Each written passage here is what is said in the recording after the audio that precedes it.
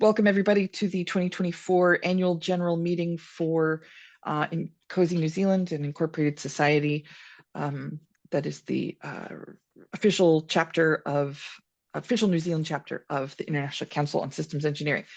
The agenda for today, we'll do this welcome and quorum. In order to hold this meeting, we need a specific number of people, a fraction of our membership, to be in attendance. We'll go through the chapter status and activities. Tom, our treasurer, will give us the chapter financial report. We'll go through a quick discussion of proposed motions because there's not much to talk about. Then we'll have open the floor to questions and commentary before we adjourn. So I'm going to run down the list of folks who I was expecting to be here. When you hear your name called, please indicate that you are present. Best would be by voice, so that you are voice and or camera, so that you're captured in the recording for our records. But if that's not possible, we'll take it by chat as well. So we'll start at the top. Faryaz Ali. G'day, yep, present. Great, thank you. Christian Arnold.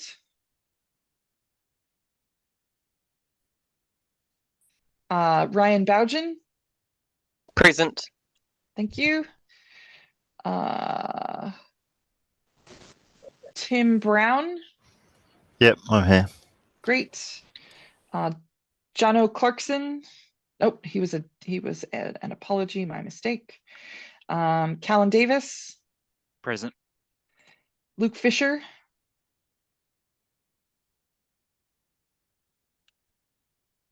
Luke Fisher.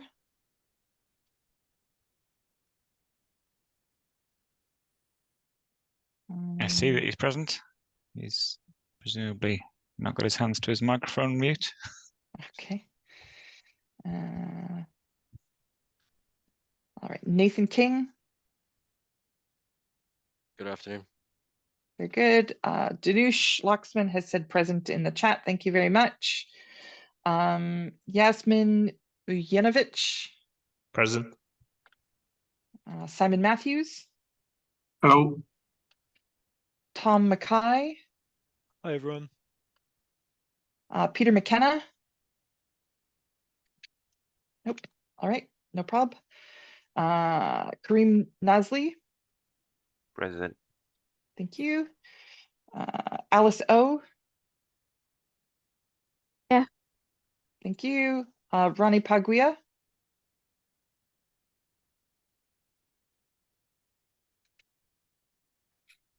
Ronnie Paguia. Okay. Rob Paternoster. I'm here. I can. Fabulous. Thank you very much. Russell Pynchon. Present and accounted. Very good. Siddhant Raj. Yep, present. Thank you. Henk Root. Present. Thank you. Jessica Tucker, that's me. John Welford. Present and taking minutes. Great. Is there anyone who is in attendance whose name was not called? Nick Pickering here. I've just joined. Welcome, Nick. Sorry, can you hear me? I can hear you now. That sounds like Luke sorry, Fisher. I'm Luke Fisher, present. Sorry, Fabulous, thank you very some much. Issues with Zoom. Aston Talbot, present. Thank you, Aston. Hamish Curry, present. Hamish, thank you very much.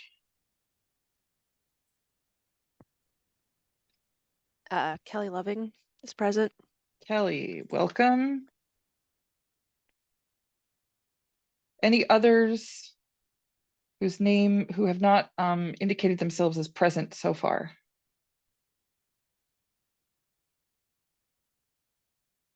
Cool.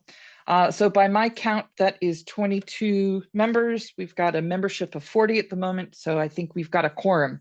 So we can proceed with our annual general meeting. Hooray. All right. So chapter activity and status. 2023/2024 was the first full year that the INCOSE New Zealand committee elected by our membership was in place, sort of organizing the, running the show. It was while our first official year as a chapter, we incorporated in 2022. There were a number of things that we were, we'll figure that out later. We just need to get up and running. So 2023 was our first real year in practice, and it was a pretty good one. At the moment, we've got 40 members, which is down from the membership we had at our AGM in February of 2023. But we have, oh, that's a slide error. We have added, there are at least 10 new members who have joined us since last year. I intended to list you all by name in the slide, but it looks like that change didn't get made in time. So I'll run down we've had Faryaz Ali join us since our AGM, Tim Brown, John O'Clarkson, Callan Davis, Justin Friss, Pyongyang Han, Simon Matthews, Peter McKenna, Karim Nasli, Alice O, Rani Paguia, and Sanat Raj join us since last time. These are all practicing or aspiring systems engineers who are part of a growing diversity of companies working in various roles across New Zealand. We also have increased the number of systems engineering professionals in New Zealand from, I think it was 4 at the 2023 AGM, and now we've got 10. 7 CSEPs and 3 ASEPs. So there have been 4 new SEPs that I could find that completed the SEP activity as opposed to joining us with an existing SEP accreditation. So if you wouldn't mind giving a round of applause for those folks who've been through the process, who've gone through the process, well done. It's a real testament to your interest in systems engineering as a profession, that you've jumped through the necessary hoops. And I don't have my pin on me at the moment. There's a box of pins. I think it's under that baseboard under the baseboard over there in my newly moved into garage. But anyway, pins aplenty for folks who've joined us. Pins aplenty for folks who have achieved SEP. So I thought I'd run down some of the accomplishments, some of the things that we've done this year. So INCOSE New Zealand now has official presence in the Australia-New Zealand Standards Committee. In particular, the standard that comments on and votes on systems engineering related standards. I think it's T015 is the committee name, but that's incidental. Luke Fisher is representing INCOSE New Zealand in that capacity. Thanks to my colleagues in the committee for nominating me for a service award. It was pretty cool to get a cool looking piece of paper and be acknowledged at the international workshop. John Welford and Steve Wallace presented a paper at the IS 2023. Steve later gave us an outbrief of the conference, of the symposium itself, and John reprised the presentation of that paper for INCOSE New Zealand members who couldn't attend the IS in Hawaii last year. We had really good INCOSE New Zealand representation at the hybrid international workshop in January. I think that in addition to because it was a hybrid event, because it was online, and because of the way they INCOSE structured the activity, it was pretty easy to participate in the discussion, to really contribute and hear and listen to others. And I know that for me, it opened my eyes to a couple of different ways, a couple of different themes that I thought were particularly cool, especially around resilience and stuff. Nathan King was nominated to cohort 9 of the INCOSE Technical Leadership Institute. Hopefully at some point, Nathan will share with us some of his learnings and observations being part of that cohort. We've got new members who have joined us representing organizations in transport, defense, and aerospace, again, adding to the diversity of our of the professions and sectors that systems engineering is applicable in. And I'm really, really super proud to say that INCOSE New Zealand has one of the highest SEP rates of any chapter. At various points in the year, it was between 25 and 30%. And that really is outstanding. There's at least one other chapter or emerging chapter that has a higher percentage, but that's because there are 2 people in the chapter so far, and one of them is a SEP. So anyway, I think we had a great year, and I'm pretty proud of what we've been able to accomplish together.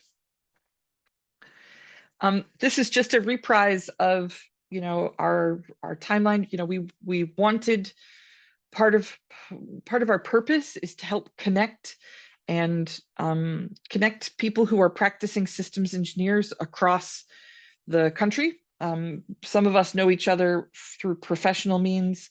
Others haven't had the opportunity to work together yet.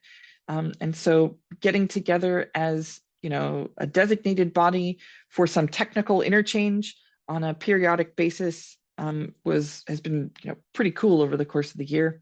We also held 2 social events, including an online Auckland and Wellington simulcast of a pub quiz, which was very cool. Tom Mackay's MC of that event was awesome. The committee continues to meet twice a month, every other week. We get together and sort of check the status of things and pull actions together, and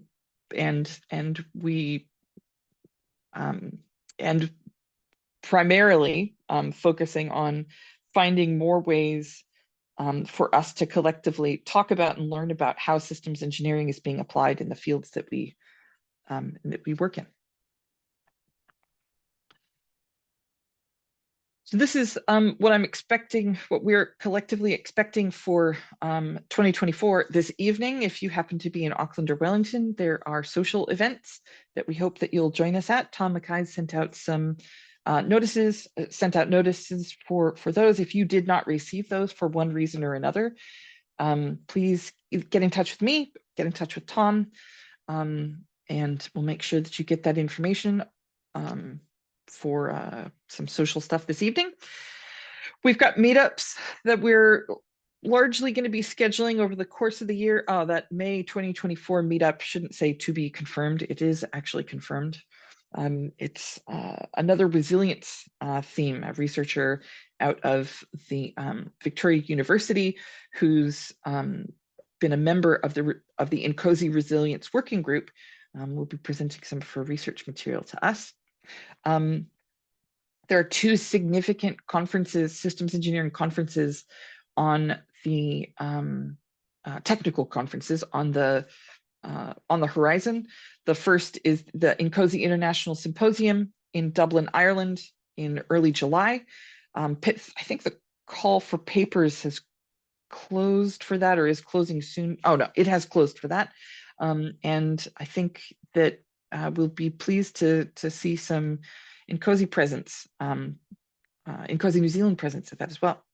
And then in September, the Systems Engineering Test and Evaluation Conference, organized by CISA, the Systems Engineering Society of Australia, will be held. The call for papers for that is still open. If you've got a topic or an interest in presenting, it's a very friendly audience. It's a very friendly group, and they they've specifically indicated an interest in making sure that New Zealand perspectives on systems engineering, which are quite different, frankly, from what we may see in Australia, that our perspectives and experiences are represented as there as well. Very late this year, really into next year, we will organize a call for nominations for the committee, and we'll hold the election in March 2025 with the intent of installing the new committee at the next AGM in April 2025. That's the year ahead.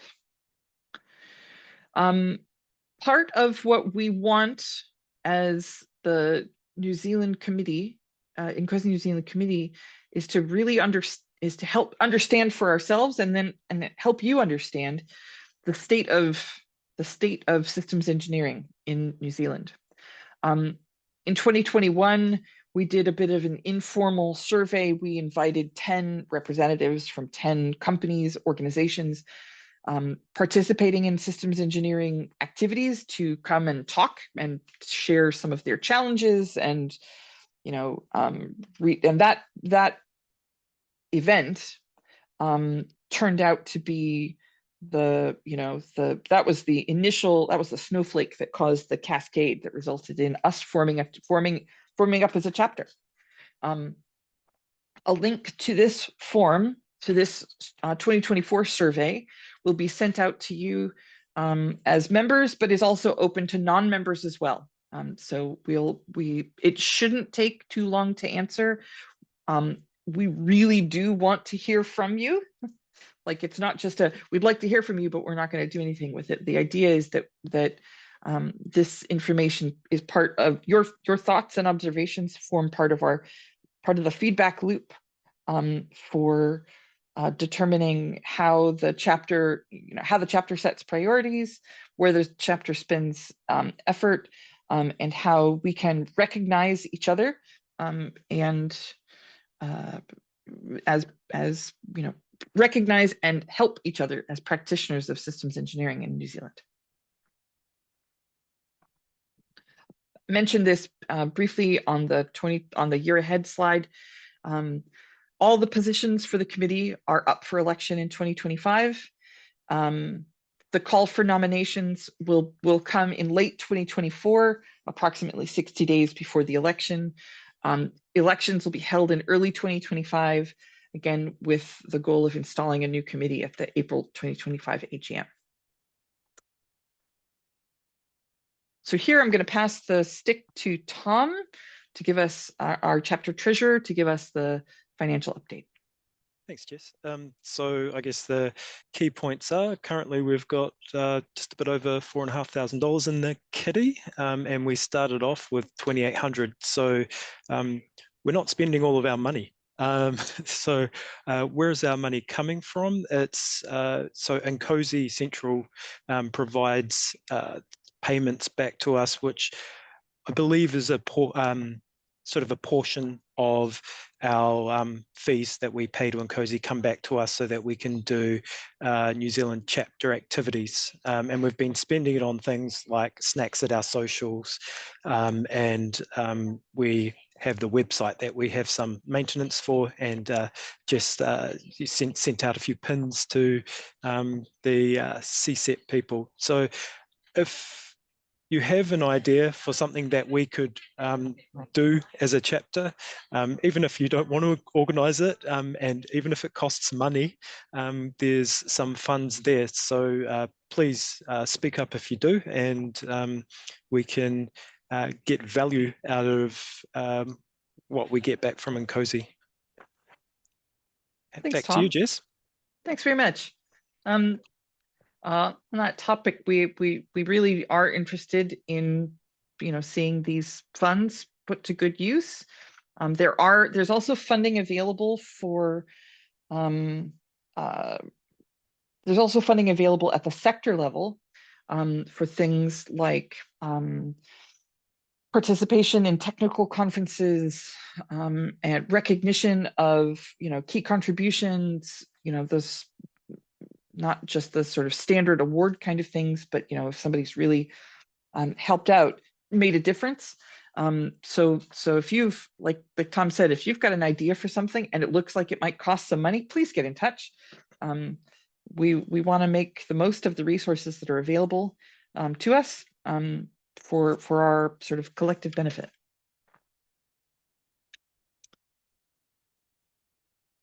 So this is the point in our AGM agenda when we would go through motions for membership vote. John Welford, our secretary, I think you could confirm that we didn't receive any motions Nope, from I didn't members. receive anything, so I presume there's nothing to be raised. Okay, great.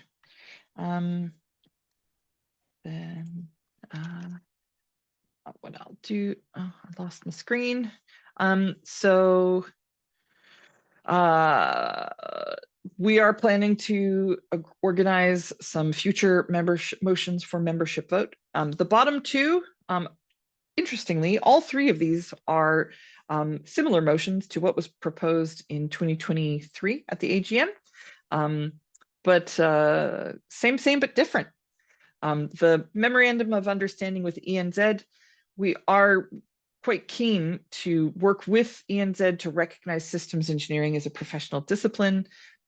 Some of that interest is motivated by the expected regulatory change for professional engineers to be registered and licensed.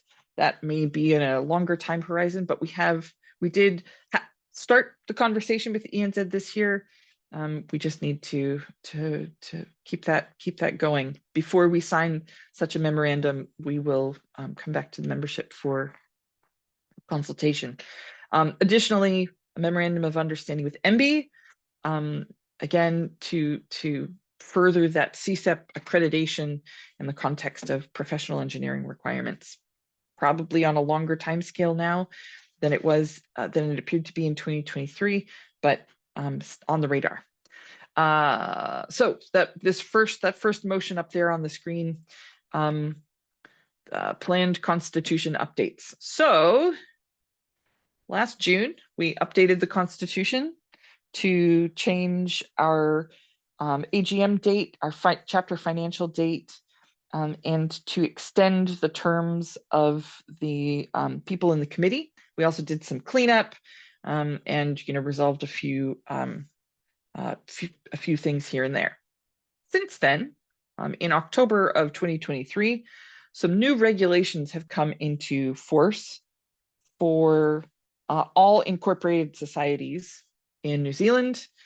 And unfortunately, it means that our constitution needs to be updated again. I'll go through what those changes are likely going to look like in the next couple of slides.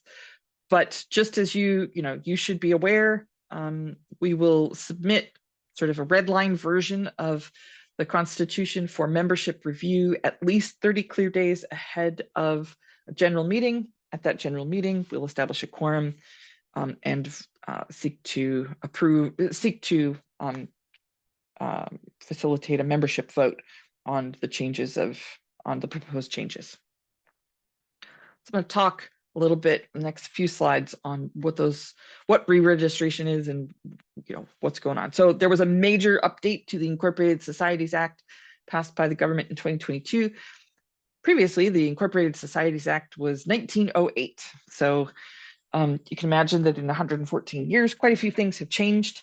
Now, all incorporated societies must follow a process for re-registration or cease operations as an incorporated society. The plan is for INCOSE New Zealand to re-register. I don't think I've got a summary of the changes in the law or the regulations, but primarily it is to ensure that there are ways for ensure that there's appropriate financial management for some incorporated societies that are managing lots of money, to ensure that there are appropriate means for raising and resolving grievances or issues, And then some administrative changes that frankly look like they may make our lives a little bit easier. I'm going to run you through the re-registration requirements real quickly.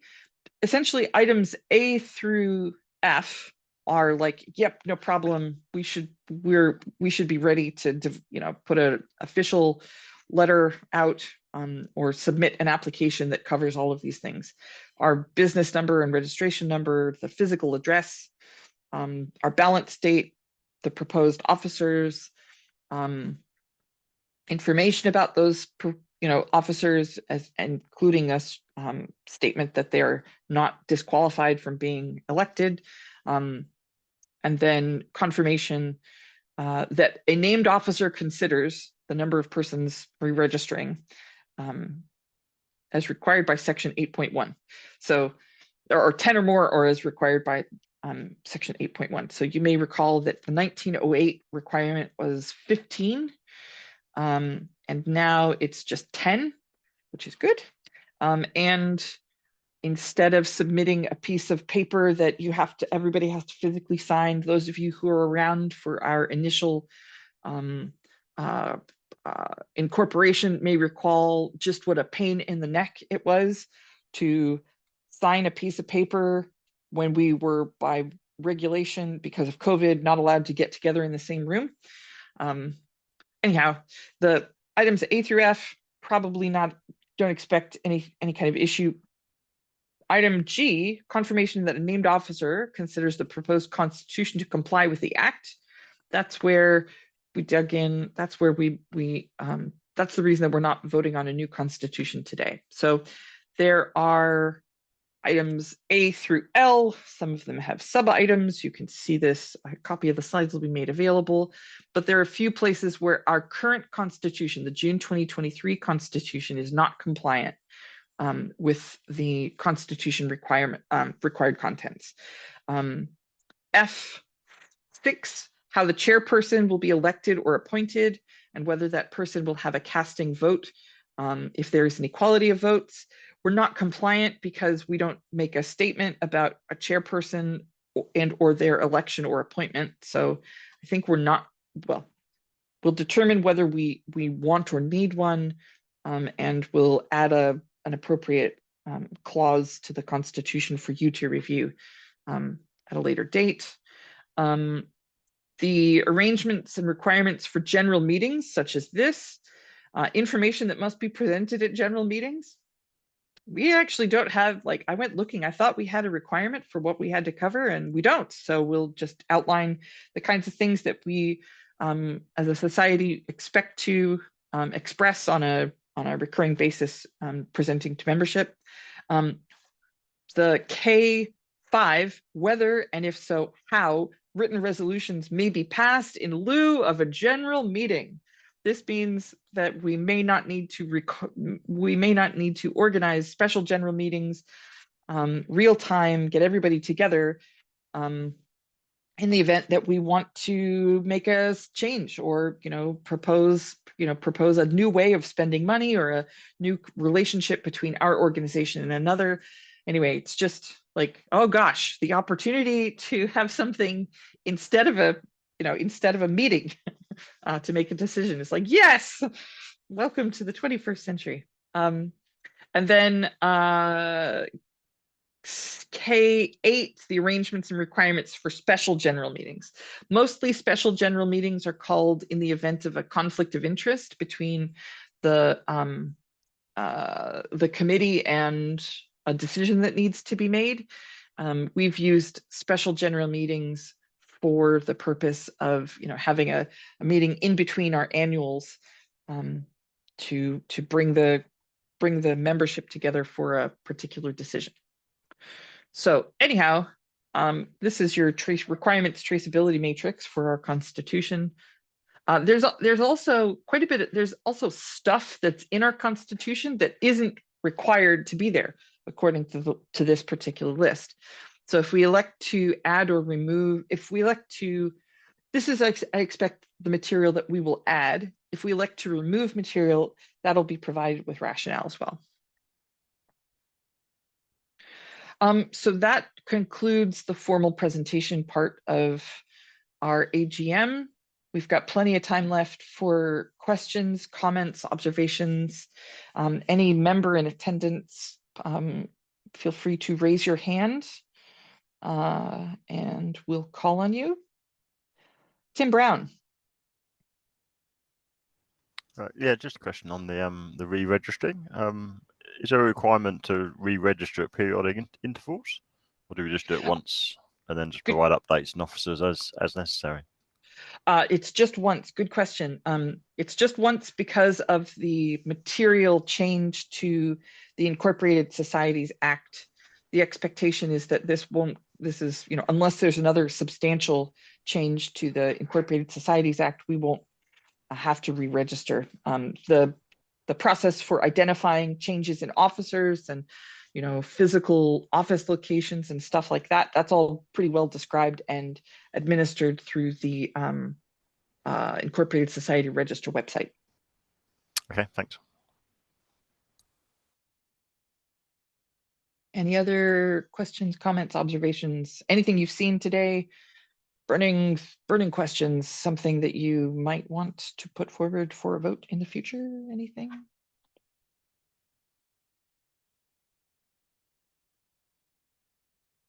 Cool. Oh, yes, Tom.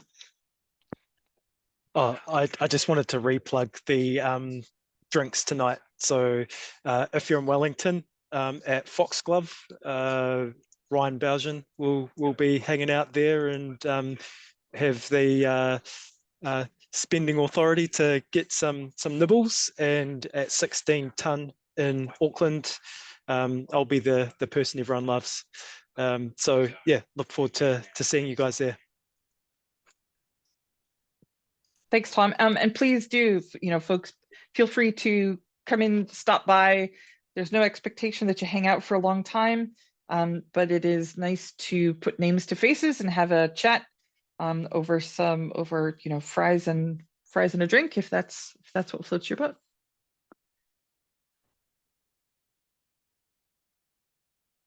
Any other observations? I'm going to count to 7 in my head. So a quick question from me. Yes. So with regard to the Memorandum of Understanding with NBIE, what's your expectation with regard to what might be in such a memo? Oh, so at the moment, MB is, well, in 2023, MB indicated that they were pursuing a professional registration of a process for registering engineers in New Zealand. So if you have the title of engineer in New Zealand, there would be a formal registration process. And the impetus for that regulatory change derives from some bad actions on the part of an unqualified engineer who designed some buildings that had, critical failures either after or as part of the Christchurch earthquakes. So that's the origin of the professional registration, which is admittedly construction, civil engineering, structural engineering kind of stuff. MB's documentation for the professional registration regulation doesn't distinguish between types of engineering activity. So if you work in aviation or aerospace or another highly regulated sector, there's no MB's process did not draft process, did not acknowledge, didn't say, well, you don't need to be registered because the CAA or another governing body, another regulatory body is overseeing your actions and activities. So anyhow, the origin of this, the approach here is twofold. One, to get systems engineering recognized as a legitimate discipline in the event that we actually do need to register in order to be practicing systems engineers. then we need MB to recognize that we need MB to agree that what the process should be for us as systems engineers. I can add to that as well, Jess, if you want. So it's all about, if that requirement comes in, can we as INCOSE in New Zealand help in either the qualification acknowledgement using INCOSE qualifications, also around professional development. So can INCOSE organized event classes professional development hours in terms of maintaining that registration as well. So we're just keeping close with these guys. With the new government coming in and a push to remove red tape, it's not going to come in as quickly as we thought so last year under Labour.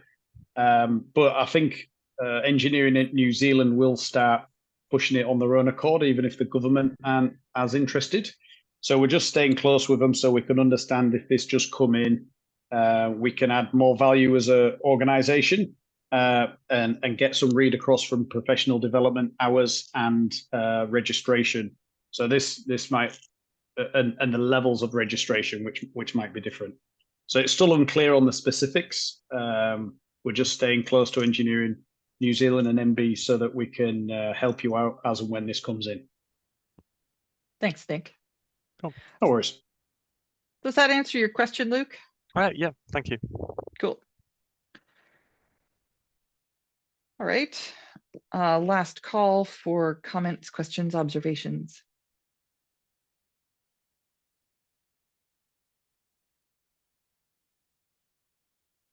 Cool. I'm going to call it then. So at this point, I think we've covered what we intended to cover. There are no further questions from the membership, so I move to adjourn our AGM. Can I get a second? Seconded by Pickering. Yep. Thank you very much. Cheers, everybody. Thanks for being with us this year. Thanks for coming along to the AGM this time. We're really pleased to have you with us, and we look forward to seeing you at our next, this evening, hopefully, for those of you in the right geography, and at minimum, at our next event online.